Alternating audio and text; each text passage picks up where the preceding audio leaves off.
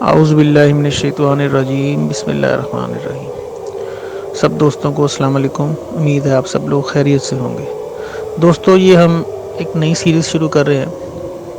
اس series میں ہم ان علوم کے بارے میں جانیں گے جن کے بارے میں عام طور پہ لوگوں کو مکمل علم نہیں ہوتا۔ اس میں بہت سارے ٹاپکس ہم ڈسکس کریں گے۔ آج ہمارا پہلا ٹاپک جو ہے وہ جنات سے ریلیٹڈ ہے۔ اس سیریز میں آپ کو یہ بتاؤں گا جنات کیا ہوتے ہیں، کہاں رہتے ہیں، ان کی خوراک کیا ہے، آپ ان سے کس طرح رابطہ کر سکتے ہیں، آپ ان کو کس طرح جج کر سکتے ہیں، ان تک کس طرح، ان کی مدد سے کس طرح اپنا کوئی کام کروا سکتے ہیں۔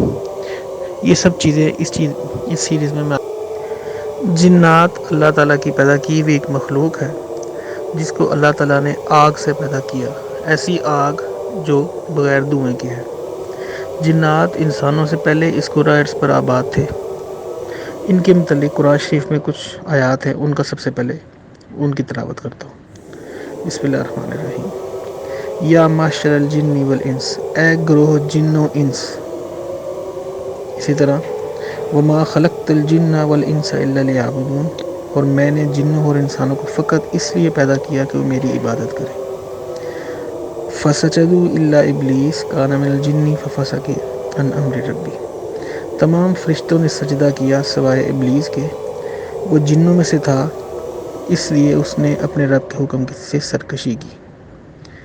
وَلَقَدْ خَلَقْنَا الْإِنسَانَ مِنْ صَلْصَالٍ مِنْ حَمَإٍ مَسْنُونٍ وَالْجَانَّ خَلَقْنَاهُ مِنْ قَبْلُ مِنْ نَارِ السَّمُومِ، اور ہم نے انسان کو گلی سڑی مٹی اور اس سے پہلے جنات کے گروہ کو بے دھوئیں کی آگ سے پیدا کیا۔ انسانی جسم کے بیسیکلی 4 عناصر ہوتے ہیں۔ کون کون سے؟ پانی، آگ، ہوا اور مٹی۔ ان چاروں عناصر سے مل کے ایک انسان بنتا ہے۔ جس عنصر کی جو عنصر آپ کی طبیعت پہ غالب ہوگا، آپ کا مزاج اسی طرح کا ہوگا۔ کچھ لوگوں کا مزاج آتشی ہوتا ہے، کچھ کا بادی ہوتا ہے، اس طرح کے مزاج ہوتے ہیں۔ جنات کیونکہ آگ سے پیدا کیے گئے ہیں اس لیے ان کا مزاج آتشی ہوتا ہے۔ ان کی فطرت میں شرارت ہے، غصہ ہے، بدلہ لینے کی تمنا ہے، اور انسانوں کو وہ پسند نہیں کرتے۔ دوسری چیز یہ ہے کہ جنات بھی انسانوں سے ڈرتے ہیں۔ اگر کوئی جن کسی انسان کے سامنے آ جاتا ہے تو یہ 2 ہی صورتوں میں آتا ہے، یا تو وہ انسان اتنا طاقتور ہے کہ اس نے اپنی طاقت کے زور پہ اس کو مجبور کر دیا اپنے سامنے آنے پہ، اور دوسرا طریقہ یہ ہے کہ وہ انسان اتنا کمزور ہے کہ اب جن اس کے سامنے آ گیا ہے اور وہ انسان جو ہے وہ اب اس کی خیر نہیں۔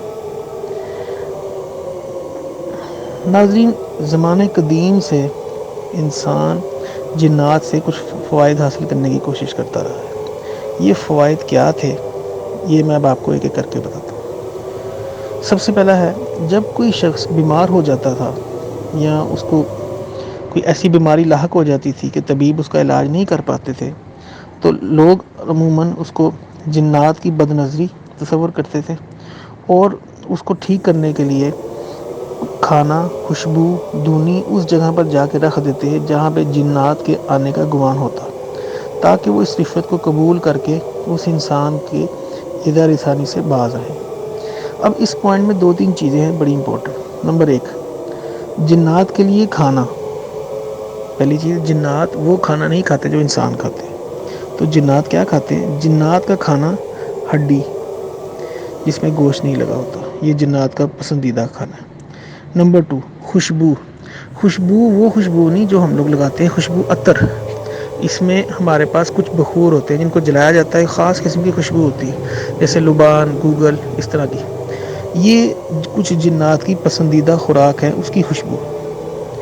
تو یہ ارینج کرتے تھے ہڈیاں، خوشبو، دونی، اور جہاں جنات کے آنے کا گمان ہوتا، انسان یہ نہیں جان سکتا، نہ جنات کو دیکھ سکتا ہے، لیکن کچھ ایسے طریقہ کار ہیں جس سے آپ جج کر سکتے ہیں کہ جنات کا گزر کہاں سے ہوتا ہے۔ 2 چیزیں ہوتی ہیں، کچھ جگہیں ایسی ہوتی ہیں جہاں پہ جنات کا بسیرا ہوتا ہے، اور کچھ جگہیں ایسی ہوتی ہیں جہاں پر جنات کا گزر ہوتا ہے۔ یہ 2 علیحدہ چیزیں ہیں۔ تو وہ ان چیزوں کو جو رشوت کے طور پہ یا آپ کہہ لیں کہ اس کو گفٹ کے طور پہ رکھی جاتی تھی ایسی جگہوں پہ جہاں جنات کے آنے کا گمان ہوتا تھا۔ اس ویڈیو میں یا اسے اگلی جو اس کا پارٹ ہوگا اس میں آپ کو یہ بتاؤں گا وہ کون کون سی نشانیاں ہیں کہ جن کو آپ دیکھ سکتے ہیں، جن سے آپ کو پتہ چل جاتا ہے کہ یہاں پہ جنات کا گزر ہے یا نہیں؟ نمبر 2، مشکل اور کٹھن کاموں میں لوگ ان کے ناموں کو وظیفے کے طور پہ پڑھتے تھے اور ان کی بنائی ہوئی مورتیوں پر قربانی چڑھاتے تھے۔ اس پوائنٹ میں مشکل اور کٹھن کام وہ ہوتے ہیں جو ایک انسان نہیں کر سکتا۔ اب وہ کرنے کے لیے ان کے ناموں کو، کن کے ناموں کو؟ جنات کے ناموں کو۔ جنات کی سب سے بڑی کمزوری ان کا نام ہے۔ اگر کسی جن کا آپ کو نام کا پتہ ہو، کسی عامل کو اگر کسی جن کے نام کا پتہ چل جائے تو وہ اس جن کو آسانی سے اپنے قابو میں لا سکتا ہے۔ اس لیے بہت سارے جنات اپنا نام کبھی بھی نہیں بتاتے۔ مجھے یاد ہے کراچی میں ایک خاتون تھی، ان کے اوپر حاضری ہوتی تھی، تو میری ایک دفعہ ان سے اس صورتحال میں میرا ان سے آمنا سامنا ہوا۔ میں نے جب اس جن سے اس کا نام پوچھا تو اس نے جو نام بتایا وہ انسانوں والا نام تھا۔ اس کا مطلب ہے کہ اس نے جھوٹ بولا، وہ اپنا اصل نام مجھے نہیں بتانا چاہتا تھا تاکہ میں اس کو نقصان نہ پہنچا سکوں۔ جب آپ جنات کے ناموں کو وظیفہ بنا لیتے ہیں، جیسے ایک سیمپل آپ کو دیتا ہوں، 4 بڑے فرشتے، جبرائیل، میکائیل، عزرائیل اور اسرافیل، یہ جس طرح فرشتوں کے نام ہیں اسی طرح یہ نام جنات کے سرداروں کے بھی ہوتے ہیں۔ کچھ لوگ ان کو پڑھتے ہیں، ان کو ہم موکلات کے نام بھی بولتے ہیں۔